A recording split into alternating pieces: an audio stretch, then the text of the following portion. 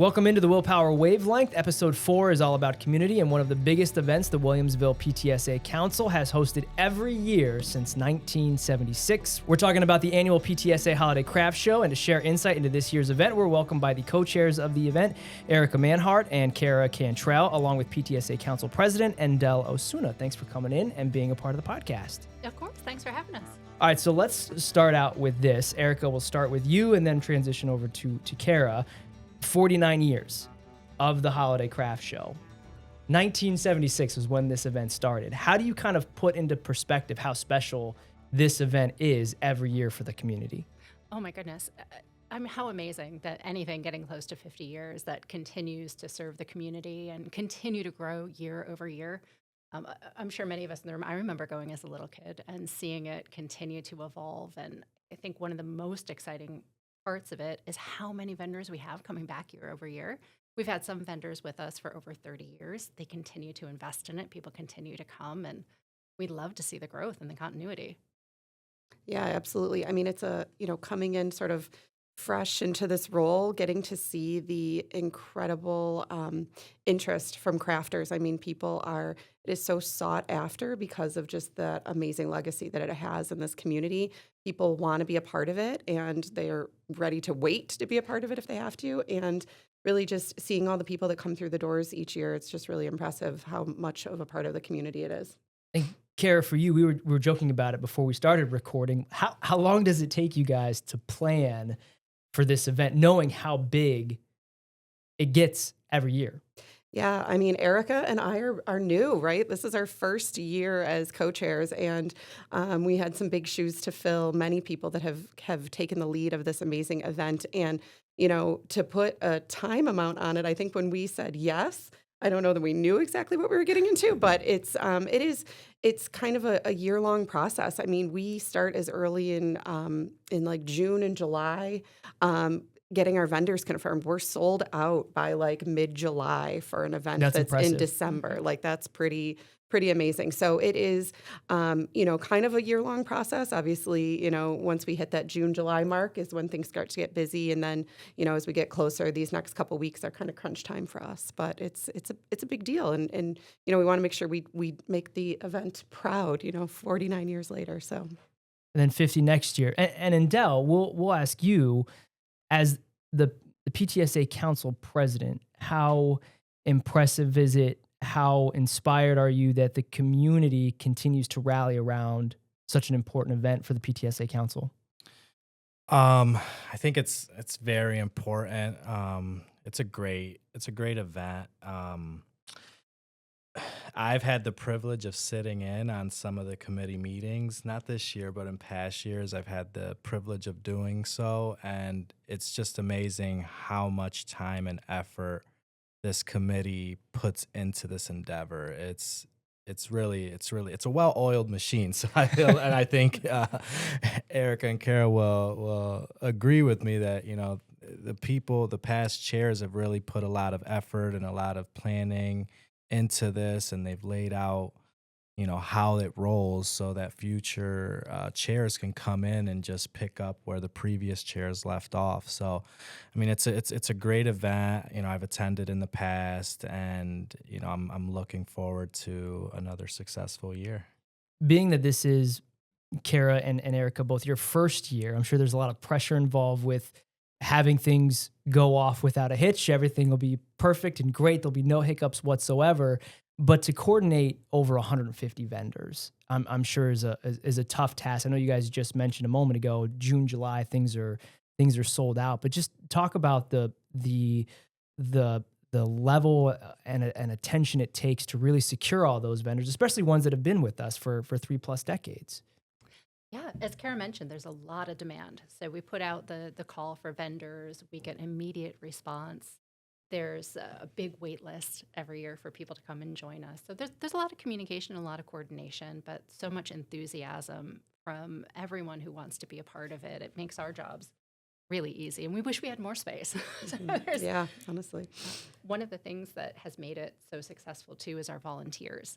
So we're always looking for anyone who's representing the PTA, any parents, students. It's a great way for our students to get senior hours.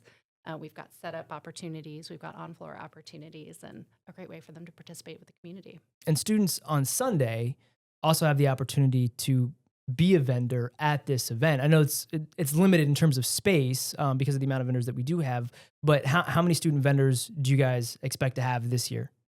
Yeah, we should have about, we're hoping to have about 10, maybe 10 to 12 student vendors. So the great part about this event is that, it is Saturday and Sunday. So some of our vendors only can be there one of the days. So for the folks that couldn't be there Sunday, rather than have a table sit empty, we're able to offer that table and that space up to some of our young entrepreneurs within the district who want to, sell their wares at the craft show. So we'll have about 10 or so. We're just filling up those spots now, but we will have some great representation from students in the district that will be selling their crafts and kind of get that experience. How are some of the funds raised by the PTSA Holiday Craft Show? How does that go back to impacting students and families within the district? Well, the biggest way is through scholarships. We're able to award a great number of scholarships every year to our graduating seniors. They will put in applications, they're reviewed by the council, and I think that is our biggest fundraiser each year and such a great way for us to give back to everyone who's worked so hard. Endell, what's it like for you to be a part of this as the council president, knowing that this isn't just like, hey, everybody's getting together in the community, but there is a significant student impact with being able to provide scholarships? Yes. So this is our only fundraiser. This is the PTSA Council's only fundraiser. And there are, I want to say, 16 students that get scholarships, 12 at the high school level and 4 at the middle school level. But not only the scholarships, but it also impacts the community. One of the things that I really wanted to focus on when I stepped into this role as president was to be more involved in the community and help the community out, including the Family Support Center. So these funds that come from this craft show support our newly formed Family Support Center in terms of, providing them with resources they may need, coffee pods and snacks for the students that attend the Family Support Center and the parents that attend the Family Support Center. So not only scholarships, but also, other endeavors in the community. It's pretty impressive what you guys are able to do year after year. 49 years this has been going on. I know we're still a couple weeks away from the 49th edition. Have you already thought about what the 50th might look like? Oh, my goodness. Loaded question. I know. So much opportunity. I think you made us think about the 50th year coming up. And, obviously you always want to do bigger and better. And, unless we can increase the size over at Heim Middle and Heim Elementary, we are limited to the vendors. But I think we, really just getting more people through the doors, more people shopping and more people sort of just aware of what they're supporting. I think everyone is there to shop and that's great, but really, they're making such an impact for their community and for, children in the district. So I'd love to say we're going to double in size of vendors, but we hope to double in size of foot traffic as we move into the 50th and just raise more awareness, I think is huge. Step one is the podcast. So for the 50th, we'll go big across the board for the PTSA Council Holiday Craft Show. Just real quick, Erica, we'll start with you, and then Kara, and then Endell. Favorite memory you have of the Holiday Craft Show through the years? I think in the last year, something that's really stuck with me, and it was my first year on the committee, was hearing from the vendors how much they loved to participate because all of that money was going back into the community. And to hear that they felt supported, that they were just so excited to come back again and again, and to hear how many people love to come back as shoppers. We've had shoppers not just from the community, but all of our Western New York, from Canada. To know that we're part of something that means so much to people and something that they look forward to is exciting. Yeah, and that's a very meaningful story.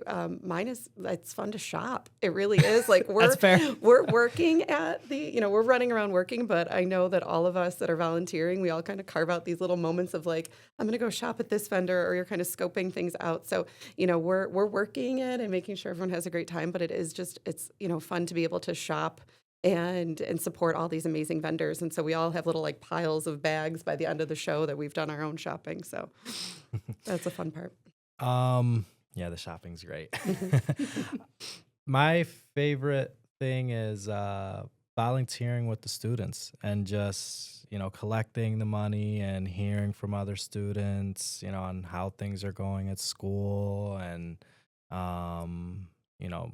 why they're there and those are the things that are really, they warm up my heart. Volunteering is always a good thing. And then when you get to hear directly from the students and what they're doing in their school careers, it's great.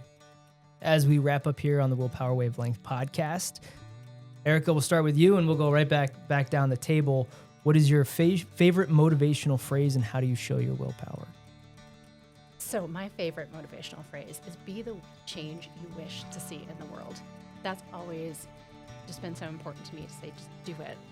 Take that action. And I think that leads right into willpower about you can make a difference. You can persevere. You can put yourself out there and make a difference, one person at a time. Kara?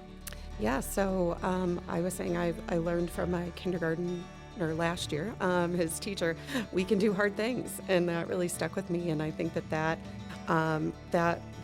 inspires Erica and I, and really the council. We can do hard things. We can host this amazing, huge craft show for all of these vendors and shoppers. But in terms of how that ties to willpower is, just coming together. And we sitting here could not do this without everybody's help. So the council, the district, the students, the parents, it really willpower is kind of everyone coming together and bringing together that strength to do something, to do hard things, but do something that'll be really fun and impactful for the district. Endell, wrap it up with you. I'm just gonna go with just do it, Nike. Yes. Just do it. Just get out there, be a part of the community, do good work, volunteer. I think that's what willpower is about. It takes a village. Maybe I'll go with that one. It takes a village to have a great community, and we're fortunate here to have a great community. And there's a lot of people in this community just go out and they just do it. So. Erica, Kara, and Endell, appreciate you guys joining us on the Willpower Wavelength podcast. As a reminder, the PTSA Holiday Craft Show is December 6th and 7th at Heim Elementary and Heim Middle Schools. On the 6th, it's from 10 to 4. On the 7th, which is a Sunday, it is from 10 to 3.